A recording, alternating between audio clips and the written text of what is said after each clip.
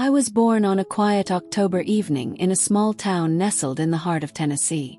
The kind of place where everyone knows your name, where front porches are gathering spots for stories and laughter, and where life moves at a pace dictated by the rhythm of the seasons.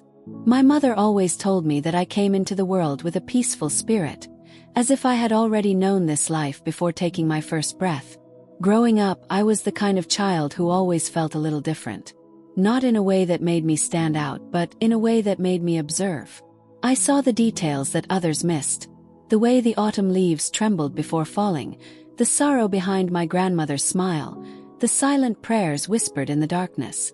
I carried an unshakable sense that there was something more, something beyond the ordinary. I was raised in a home where faith was not just spoken about but lived. My father, a man of unwavering conviction, would wake up before dawn to read scripture by the kitchen window, his coffee steaming beside him. My mother, gentle and strong, embodied love in every action, whether it was baking bread for a neighbor in need or comforting a friend with quiet wisdom. They believed in purpose. They believed that God had woven each of us into his plan long before we ever opened our eyes to this world. But purpose was a word that haunted me. While others seemed to find their calling with ease, the teacher who knew from childhood that she would shape young minds, the firefighter who lived to protect and serve, the musician whose soul poured into every note, I felt like a wanderer, a soul misplaced in time. There were moments, though fleeting as they were, when I sensed something greater stirring inside me. Times when I would wake in the middle of the night, heart pounding, as if someone had whispered my name just before I opened my eyes. Or the way my hands would tremble with an energy I couldn't explain whenever I stood at the edge of the ocean, feeling the pull of something unseen, something calling me home. It was on my 23rd birthday that everything changed. That morning, the sun had risen with an eerie glow, casting the sky in soft golds and deep oranges. I had always loved the dawn, the promise of a new beginning. But that day something felt different. A weight pressed against my chest. Not fear, not sadness, but a profound awareness that the course of my life was about to shift. I remember driving aimlessly through the winding back roads outside of town, my fingers gripping the steering wheel a little tighter than usual. The world felt too quiet, too still. And then, as I rounded a familiar bend, it happened. A flash of movement. A deer, startled by the hum of my engine, leapt into the road. I swerved instinctively, my tires skidding against the pavement. For a breathless moment, time unraveled, stretching into something infinite. I felt my body lift as the car spun violently, the world tilting on its axis. Then, the sickening crunch of metal, the shattering of glass, the deafening silence that followed. I don't remember the impact.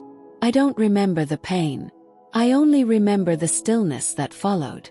And then I saw it. A light, brighter than the sun, yet it didn't blind me. It wrapped around me, not in heat, but in something deeper, something I had no words for. I felt weightless, untethered from the wreckage below, as if I were being lifted beyond the limits of this world. And in that moment I knew. This was no accident. This was the beginning of something far greater. If you've made it this far, you're part of something truly special. Our community is a space where we explore stories that touch the soul, stories that remind us of the unseen forces shaping our journey. If you haven't already, make sure to subscribe and hit the like button. It's a simple way to stay connected and be part of something meaningful. And now I want to hear from you. Drop your name and city in the comments below. And in our next video we'll send you a special message. Imagine hearing your name spoken to thousands of people. Your story, your presence, acknowledged and celebrated. Let's build something powerful together. The moment the crash happened, everything around me dissolved into silence. No sound of screeching metal, no breaking of glass. Just an eerie, weightless quiet. I wasn't in my car anymore, nor was I on the road. Instead, I found myself suspended in a vast, endless space where time no longer held meaning. First, I thought I was dreaming. My body felt light, unburdened by the weight of gravity, yet I was completely aware, more aware than I had ever been in my life. It was as if every sense had been sharpened, every thought crystallized with clarity beyond comprehension. Before me stretched a vast horizon, But it was not like anything I had ever seen. It wasn't sky, nor was it land. It was something in between, a place where light and shadow intertwined like threads in a divine tapestry. The air was thick with a presence, something alive, something watching. But there was no fear, only an overwhelming sense of belonging, as if I had stepped into a place that had always existed just beyond the veil of my reality. And then I felt it, a presence. Not just any presence. Something so immense, so indescribably powerful that every part of me trembled. Not in fear, but in reverence. A voice, though not spoken, reverberated through my being. It was neither male nor female, neither loud nor soft. It simply was. A voice that carried the weight of eternity, a voice that had been speaking since the dawn of time. You are not lost, but found. The words were not heard but felt, sinking into the core of my soul. And in that instant, memories that weren't mine flashed before my eyes. Moments in history, lives that had come before me, souls that had walked the earth long before my own existence. I saw wars and miracles, laughter and sorrow, love and loss, all woven into the grand design of something I couldn't yet comprehend. And then, as suddenly as it began, the vision shifted. I was standing in a place that seemed to pulse with life itself. A great expanse stretched before me, bathed in light. Not sunlight, not fire, but a radiance that moved and breathed. The very air hummed with something sacred, something eternal. And in the distance I saw them. Figures, beings of indescribable beauty, moving like flowing water, their very essence shimmering in a glow beyond human understanding. Were they angels? Were they souls? I didn't know. But I knew they were real. One of them stepped forward, and though their form was unlike anything I had ever seen, I recognized them. How I did not know. But I knew. They had been with me all along, unseen but present. You have always been watched over. You were never alone. The realization hit me like a tidal wave. Every moment of doubt, every feeling of being lost, every night I had questioned my place in this world, it had never gone unheard. Someone, something had been there all along. Tears welled in my eyes, but they weren't tears of sorrow. They were tears of awe, of understanding, of knowing finally that I was part of something far greater than I had ever imagined. You cannot stay. The words rang through me like a chime, gentle yet firm. My heart ached at the thought. Part of me wanted to remain in this place, in this realm of understanding and peace. But even before I could protest, I understood. There was more. More to see, more to do. My journey was not over. And just like that, the light around me began to fade. The voices, the presence, the warmth, it all started to pull away like the tide retreating from the shore. And then pain. A crushing weight pressed against my chest. The sound of distant sirens. A voice frantic calling my name. I gasped, air flooding into my lungs as if I had been drowning and was only now breaking through the surface. The world around me snapped into focus. The flashing red and blue lights, the shattered glass, the twisted wreckage of my car. I was back. But I was no longer the same. I woke up gasping for air, my chest rising and falling in frantic, uneven breaths. My body felt like it had been crushed under something impossibly heavy, my limbs barely responding as I tried to move. Blurry lights flickered above me, red, white, blue, spinning in chaotic patterns.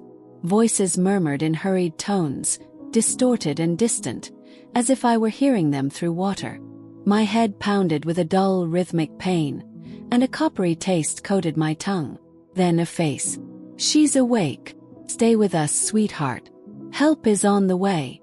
A woman in uniform hovered over me. Her expression tense but filled with relief. The realization hit me like a shockwave. I was back.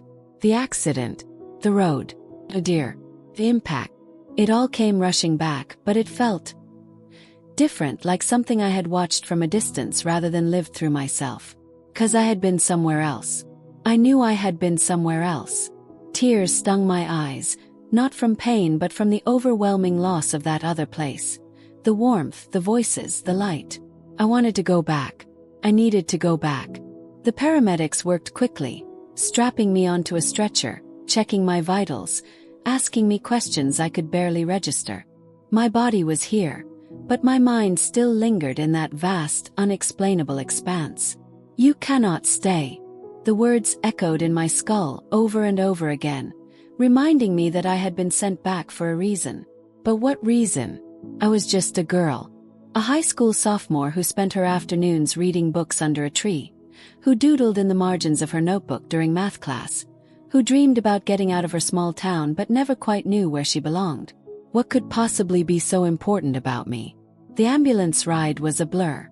My mother was already at the hospital by the time I arrived. Her face streaked with tears, gripping my hand as if she were afraid to let go.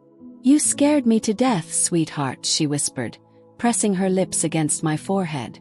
I wanted to tell her everything. That I had seen something impossible. That I had been somewhere else. That I had heard voices and felt something beyond this world. But as I opened my mouth, the words wouldn't come. How could I explain it without sounding insane? So I swallowed the truth and let the doctors do their tests, let my mother hold my hand, let the world carry on as if nothing had changed. But I had changed. And as I lay in that hospital bed, staring up at the ceiling tiles, I realized something unsettling. I wasn't alone. There, just beyond my vision, something was watching. I couldn't see it, but I could feel it. Presence. Not threatening, not cruel, just there. And I knew, with every fiber of my being, that whatever had been with me in that place beyond the crash had followed me back. The hospital released me the next day. They said it was a miracle I had survived the crash with nothing more than a mild concussion and a few bruises. The doctors smiled as they said it, as if I had simply been lucky. But I knew better. I wasn't lucky. I had been sent back. The ride home felt surreal, as if I were stepping into a life that no longer fit me. The same streets, the same autumn trees shedding their golden leaves, the same small-town quiet. Yet everything felt different. I had seen something no one else had. And worse, I felt something now, something I couldn't explain. As I walked through the front door of my house, my mom hovered over me like I was made of glass. "You need rest, sweetheart. Take it easy for a few days, okay?" I nodded, but rest was the last thing on my mind. Felt it again. That unseen presence. The same one I had sensed in the hospital. It wasn't watching me exactly. It was just there, lingering at the edge of my awareness, like a whisper I couldn't quite hear. I shook off the feeling and climbed the stairs to my bedroom. Everything was just as I had left it. The books stacked on my nightstand, the photos of me and my friends pinned to the corkboard, the string lights draped along my wall. But I no longer felt like I belonged here. I closed the door behind me, pressing my back against it as I exhaled shakily. Maybe I was imagining it.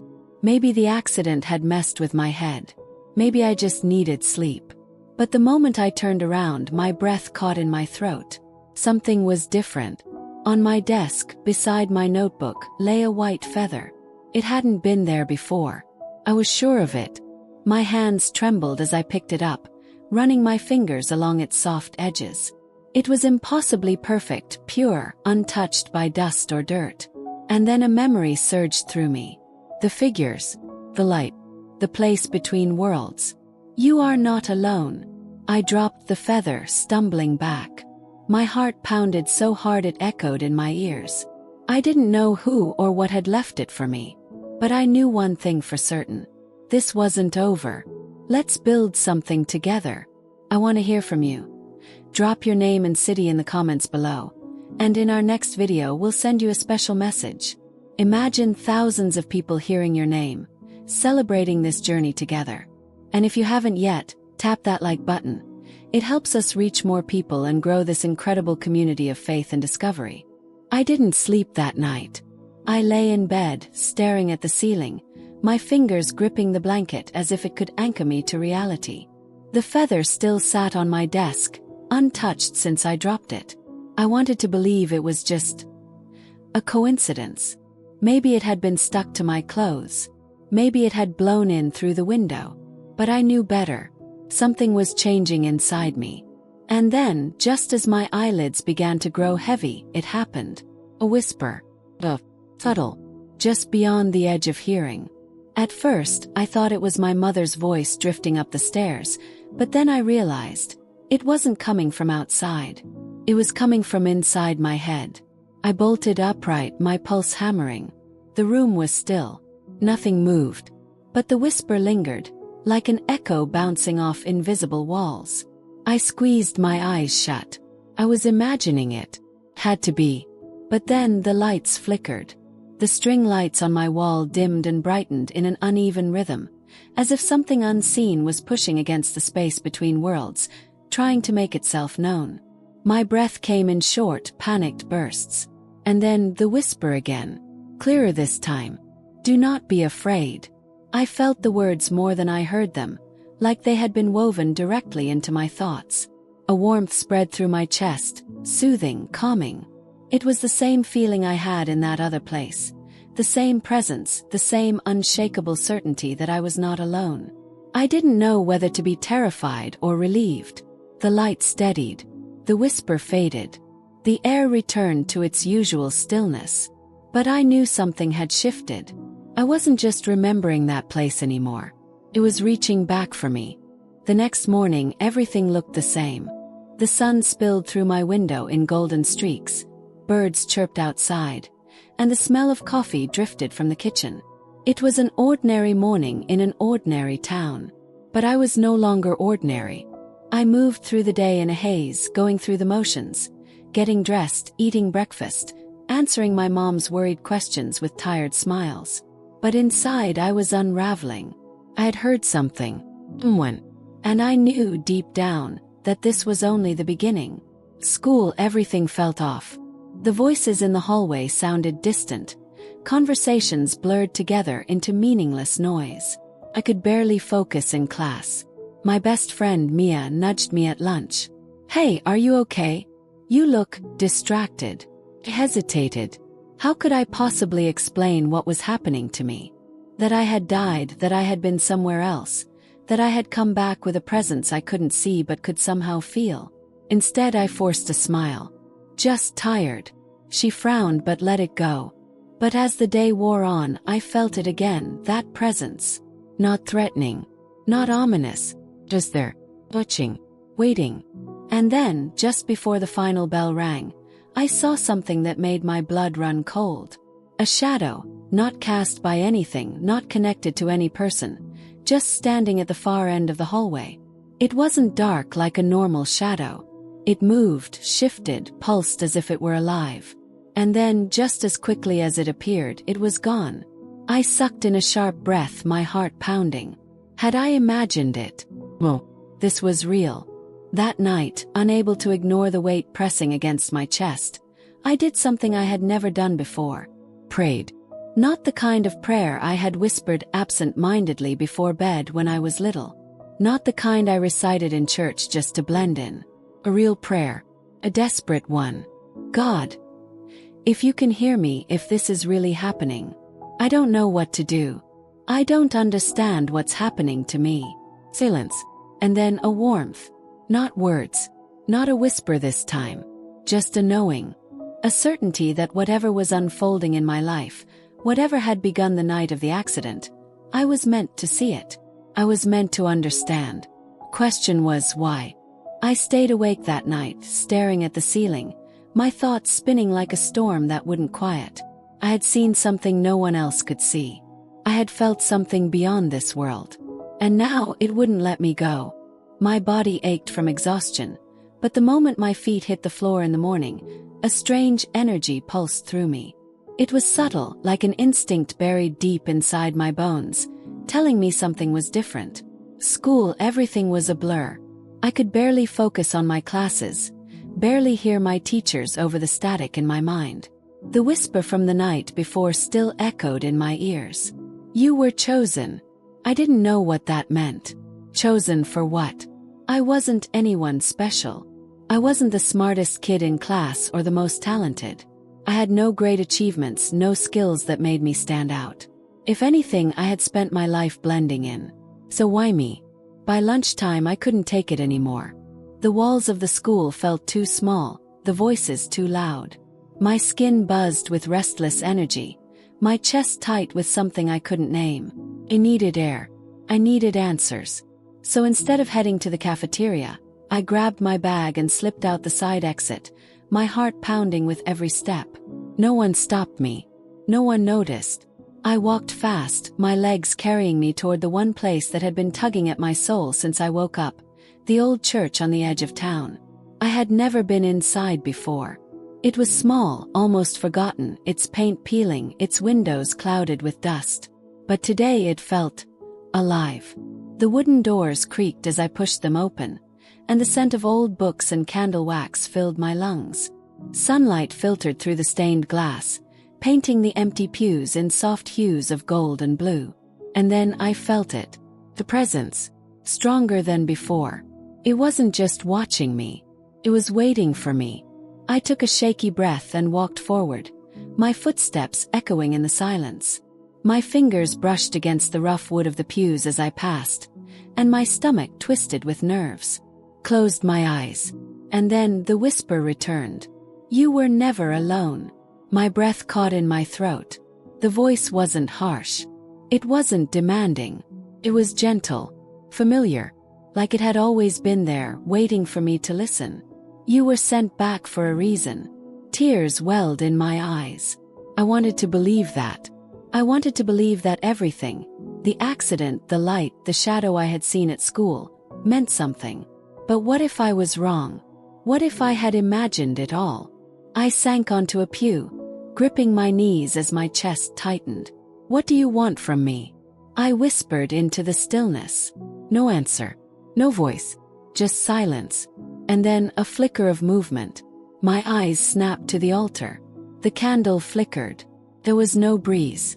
No open windows. But the flame moved, as if someone had exhaled over it. A shiver ran down my spine. I wasn't imagining this. Something was here. Something real. I wasn't crazy. And deep down I knew. This was just the beginning.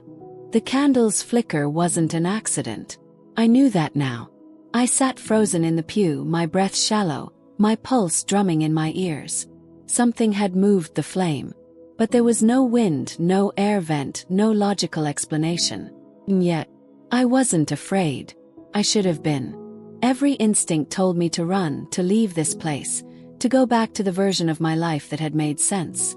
But I couldn't, because somewhere deep in my bones I understood, this moment was meant to happen. I swallowed hard, my hands gripping the wooden seat beneath me.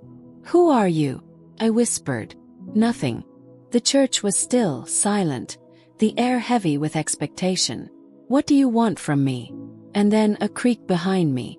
I spun around so fast my breath caught in my throat. The back of the church was empty. The doors were still shut. But something had moved.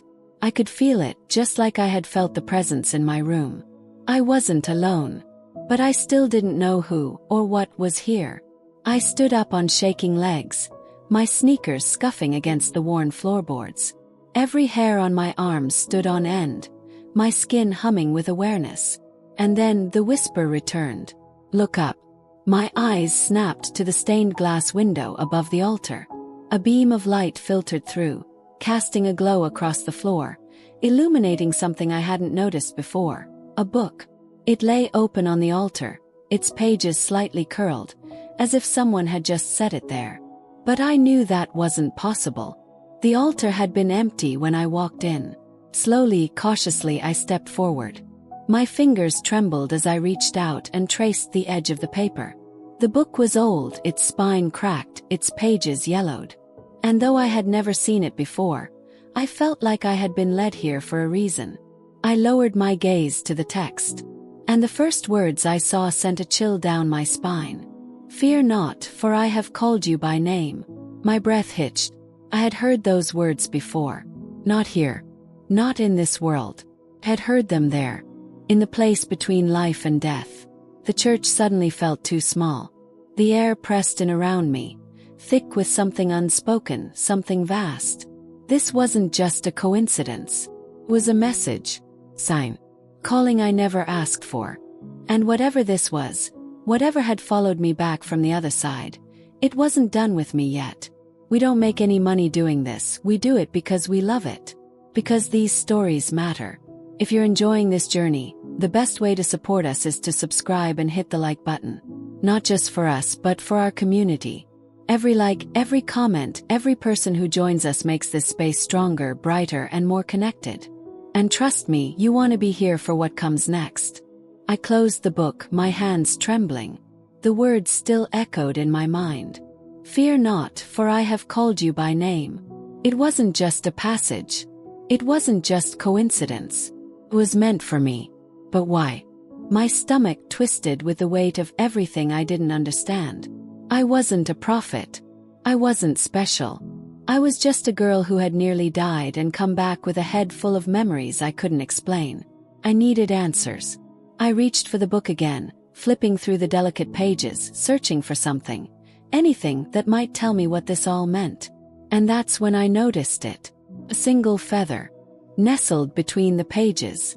Just like the one that had appeared on my desk. My fingers hesitated before picking it up. It was soft, impossibly white, untouched by dust or time.